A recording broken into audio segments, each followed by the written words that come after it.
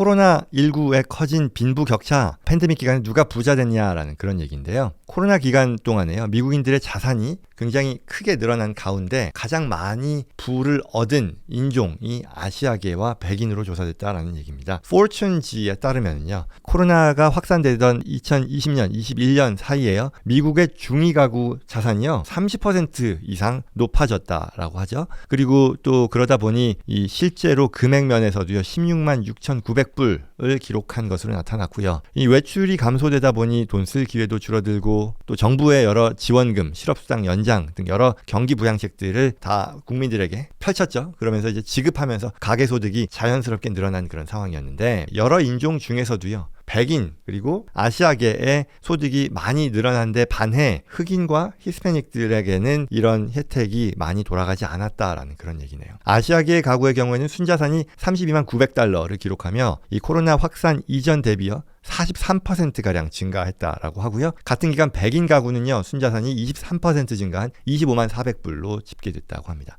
반면에 이 히스패닉 가구와 흑인 가구의 상황은 완전히 달랐는데요. 같은 기간 집계된 히스패닉 가구의 순자산이 4만 8천 불이니까 뭐 차이가 많이 나는 거죠. 그리고 흑인 가구의 순자산은 2만 7,100불에 불과했다라고 하네요. 그리고 이 중에요, 여기 뭐 흑인 히스패닉 가구는요, 이 7가구 중에 단 한 가구, 그리고 흑인 가구 중에는 4가구 중에 한 가구만 부채를 줄일 수 있었다라고 하고요. 그러니 자산을 축적한 게 아니라 빚만 더 늘렸다. 나머지 가구들은요, 빚이 더 늘어났다라는 거잖아요. 이런 상황이었다라고 하네요.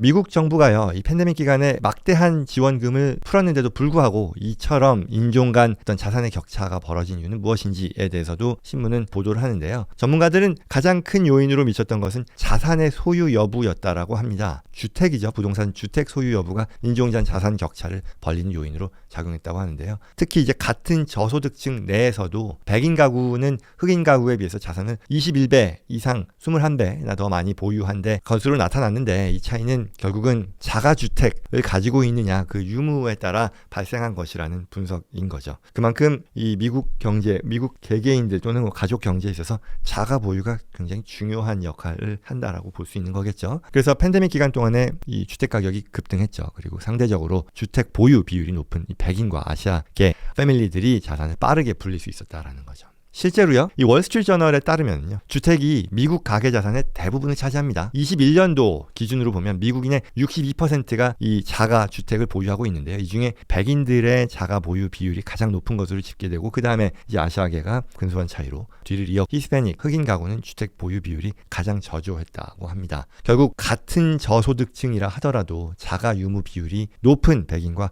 아시아계에는 더 많은 자산을 쌓을 수 있었고, 흑인 가구, 히스패닉 가구는 그러지 못했던 거죠. 그래서 좀 더 보면은요, 2019년부터 2년간 백인 아시아계 저소득층을 놓고 봐도 각각 4,700불, 뭐 8,900불 가량의 순자산을 더 높일 수 있었는데, 반면 이 흑인 히스패닉 가구는 빚만 갚는데 그쳤다라는 거죠. 그리고 또 이제 월스트리트저널의 기사는 더 얘기하는 것이, 이 아시아계 같은 경우 특히 K와 같은 퇴직연금 보유 비율도 높았는데, 이거 역시도 팬데믹 기간에 주식이 많이 올랐잖아요.